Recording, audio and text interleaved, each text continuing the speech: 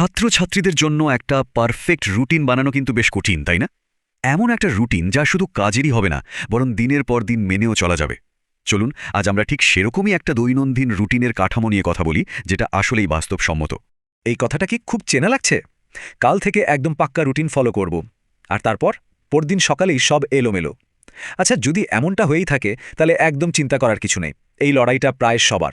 আসলে সমস্যাটা কিন্তু বুদ্ধির কমতিতে নয়, সমস্যাটা হলো সিস্টেমের অভাবে। অনেকেই দুটো ভুলের মধ্যে আটকে যায়। হয় তারা এত বেশি পড়াশোনা করে যে পুরোপুরি ক্লান্ত হয়ে পড়ে, না হলে যথেষ্ট না পড়ে পিছিয়ে যায়। আসল জাদুটা কিন্তু একটা সঠিক ভারসাম্যপূর্ণ রুটিনের মধ্যেই লুকিয়ে আছে। আর এটাই হলো আসল কথা। দেখুন, মোটিভেশন বা অনুপ্রেরণা সেটা তো প্রতিদিন থাকবে না, এটাই স্বাভাবিক। কিন্তু যখন একটা ভালো রুটিন থাকে, একটা সিস্টেম থাকে, তখন সেই শৃঙ্খলাটাই কিন্তু আসল কাজটা করে। যেদিনগুলোতে পড়তে একদম ইচ্ছা করবে না, সেদিনও ওই রুটিনটাই এগিয়ে নিয়ে যাবে। তো দিনের শুরুটা কিন্তু সবচেয়ে গুরুত্বপূর্ণ। সকালটা যদি ঠিকঠাক শুরু করা যায় তাহলে বাকি দিনটাও কিন্তু দারুণ কাটে। চলুন দেখে নেওয়া যাক একটা প্রোডাক্টিভ সকালের রহস্যটা ঠিক কি। সত্যি বলতে কি, নিজেকে কষ্ট দিয়ে ভোর 4টে ওঠার কোনোই দরকার নেই। আসল সুইট স্পট বা সবচেয়ে ভালো সময়টা হলো সকাল 5:30 থেকে 7টার মধ্যে। কেন? কারণ এই সময়টায় চারপাশটা একদম শান্ত থাকে, কোনো ফোনের নোটিফিকেশন নেই, বাইরের কোনো হইচই নেই, মস্তিষ্কটা যেন শান্তভাবে বুট আপ হওয়ার সুযোগ পায়। আচ্ছা, ঘুম থেকে উঠেই সবচেয়ে বড় ভুল কোনটা করা হয় বলুন তো? ঠিক ধরেছেন, ফোন হাতে নেওয়া। এটা অনেকটা ঘুম ভাঙার সাথে সাথেই এক গাদা চিন্তা আর দুশ্চিন্তাকে নিজের মাথায় ঢুকতে দেওয়ার মতো। এর বদলে খুব সাধারণ কয়েকটা কাজ করা যায়, যেমন একটু জল পান করা, জানালার পর্দাটা সরিয়ে দেওয়া যাতে চোখে প্রাকৃতিক আলো আসে, আর শরীরটাকে একটু নাড়াচাড়া করা। এগুলোই কিন্তু মস্তিষ্ককে জাগানোর সবচেয়ে সেরা প্রাকৃতিক উপায়। এই রাউটারের উদাহরণটা কিন্তু দারুণ। ভাবুন, শরীরটা হলো ওয়াইফাই রাউটার আর মস্তিষ্কটা হলো আপনার ফোন বা ল্যাপটপ। রাউটার যদি ঠিকমতো চালু না হয় তাহলে তো ডিভাইস কানেক্ট হবে না, তাই না? ঠিক তেমনি সকালে ওই 5 মিনিটের হালকা নড়াচড়াটা কি করে? এটা মস্তিষ্কে রক্ত চলাচল বাড়িয়ে দেয়, মানে আরও বেশি অক্সিজেন পৌঁছায়। আর এর সরাসরি ফল হলো যা পড়া হবে তা আরও সহজে বোঝা যাবে আর মনেও থাকবে। এটা একদম সত্যি কথা। সকালের দিকে আমাদের মস্তিষ্ক থাকে সবচেয়ে সতেজ, সবচেয়ে ধারালো। এই মূল্যবান সময়টা অন্য কিছুতে নষ্ট না করে দিনের সবচেয়ে কঠিন বা অপছন্দের বিষয়টার জন্য ব্যবহার করা উচিত। যেমন যদি ফিজিক্স বা অঙ্ক কঠিন লাগে তাহলে সেটা সকালের প্রথম ভাগেই করে নেওয়া ভালো। আর পড়ার সময় পোমোডোরো টেকনিকটা ব্যবহার করলে দারুণ ফল পাওয়া যায়। নিয়মটা খুব সহজ, 50 মিনিট গভীর মনোযোগ দিয়ে পড়া, তারপর ঠিক 10 মিনিটের একটা ব্রেক। এই 50 মিনিটে কিন্তু অন্য কিচ্ছু করা যাবে না, না কোনো মাল্টিটাস্কিং, না ব্যাকগ্রাউন্ডে কোনো কিছু চালানো। এই পদ্ধতিটা মস্তিষ্ককে অল্প সময়ে গভীরভাবে ফোকাস করতে শেখায়। কিন্তু ওই 10 মিনিটের ব্রেকটা যেন আসল ব্রেক হয়। আসল ব্রেক মানে কি? উঠে দাঁড়ানো, একটু জলপান করা বা জানলার বাইরে তাকানো। আর নকল ব্রেক কোনটা? ফোন হাতে নিয়ে সোশ্যাল মিডিয়া স্ক্রোল করা। এটা মস্তিষ্ককে বিশ্রাম দেয় না, বরং আরও নতুন তথ্য দিয়ে ওকে আরও ক্লান্ত করে তোলে। সকালটা তো দারুণ কাটলো, কিন্তু আসল চ্যালেঞ্জটা আসে দুপুরের পর, তাই না? ওই যে একটা ঝিমুনি ভাব আসে, অলস লাগে, সেটা কাটিয়ে কিভাবে প্রোডাক্টিভ থাকা যায়, চলুন এবার সেটা নিয়ে কথা বলি। ক্লাসের সময় শুধু একটা স্পঞ্জের মতো বসে থাকলে হবে না, যে শুধু তথ্য শুষে নিচ্ছে, বরং একটা প্রসেসরের মতো কাজ করতে হবে। মানে শিক্ষক যা বলছেন বা বোর্ডে যা লিখছেন সেটা হুবহু কপি না করে নিজের ভাষায় গুছিয়ে নোট নিতে হবে। যখন মস্তিষ্ক তথ্যটাকে নিজে থেকে প্রসেস করে তখন সেটা অনেক ভালোভাবে মনে থাকে। আচ্ছা, লাঞ্চের পর যে একটা ঘুম ঘুম ভাব আসে, সেটা তো খুবই পরিচিত, তাই না? এর একটা বড় কারণ কিন্তু আমাদের খাবার। খুব ভারী বা তেল মশলাযুক্ত খাবার খেলে এনার্জি হঠাৎ করে বেড়ে গিয়ে আবার ধপ করে কমে যায়।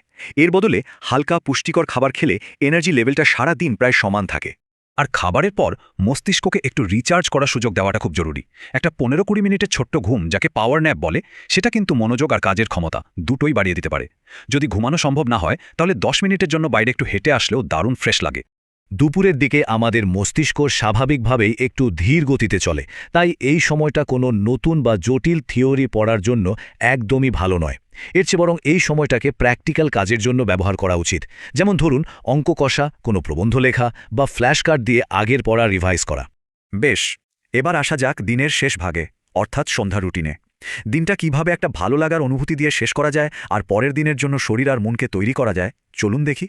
সারাদিন এক জায়গায় বসে পড়ার পর শরীর আর মন দুটোই কিন্তু ক্লান্ত হয়ে পড়ে। তাই সন্ধ্যায় মাত্র 20-30 মিনিটের জন্য একটু হাঁটা, হালকা ব্যায়াম বা খেলাধুলা দুটোকেই আবার চাঙ্গা করে তুলতে পারে। আর এটা শুধু শরীর চর্চা নয়, এটা মানসিক চাপ কমায়, এমনকি স্মৃতিশক্তিকে উন্নত করতে সাহায্য করে। আচ্ছা, একটা কথা মনে রাখতে হবে, সেরা ছাত্রছাত্রীরাও কিন্তু 24 ঘন্টা শুধু পড়েই না, তাদের শখের জন্য একটা নির্দিষ্ট সময় থাকে। সেটা হতে পারে ছবি আঁকা, গান শোনা বা অন্য যে কোনো সৃজনশীল কাজ। এই কাজগুলো মস্তিষ্কের জন্য একটা রিসেট ব্যাটনের মতো। এটা মানসিক ক্লান্তি বা বার্নআউট হওয়া থেকে বাঁচানোর সবচেয়ে ভালো উপায়। সন্ধ্যার পড়াশোনাটা হওয়া উচিত একদম হালকা, কোনো নতুন বা কঠিন জিনিস নয়, শুধু সারাদিন যা যা পড়া হয়েছে সেগুলোর ওপর একবার চোখ বুলিয়ে নেওয়া, আর তার সাথে পরের দিনের জন্য সবচেয়ে জরুরি 3 থেকে 5টা কাজ কি সেটা লিখে রাখা। এতে পরের দিনের সকালটা শুরু থেকেই অনেক গোছানো মনে হবে। এতক্ষণ তো আমরা কথা বললাম যে কি করতে হবে, কিন্তু সবকিছু শেষে আসল রহস্যটা লুকিয়ে আছে আমাদের মানসিকতার মধ্যে। একটা রুটিনকে টেকসই করার জন্য কিভাবে ভাবতে হবে, এবার চলুন সেটা জেনে নিই। এটা হয়তো এই পুরো রুটিনের সবচেয়ে কঠিন কিন্তু সবচেয়ে জরুরি অংশগুলোর একটা, ডিজিটাল সানসেট। মানে ঘুমোতে যাওয়ার অন্তত 30 মিনিট আগে ফোন, ল্যাপটপ, টিভি সব ধরনের স্ক্রিন বন্ধ করে দেওয়া। কারণ স্ক্রিনের নীল আলোটা আমাদের মস্তিষ্ককে বোকা বানায়। মস্তিষ্ক ভাবতে শুরু করে যে এখনও দিন শেষ হয়নি, আর এর ফলে ভালো ঘুমের জন্য যে হরমোন দরকার সেটা তৈরি হতে বাধা পায়। এই কথাটা একদম মাথায় গেঁথে নেওয়ার মতো। কম্পিউটার বা ফোনে যেমন আমরা কাজ শেষে সেভ করি, ঘুম হলো মস্তিষ্কের জন্য ঠিক সেই সেভ এবং প্রসেস বাটন।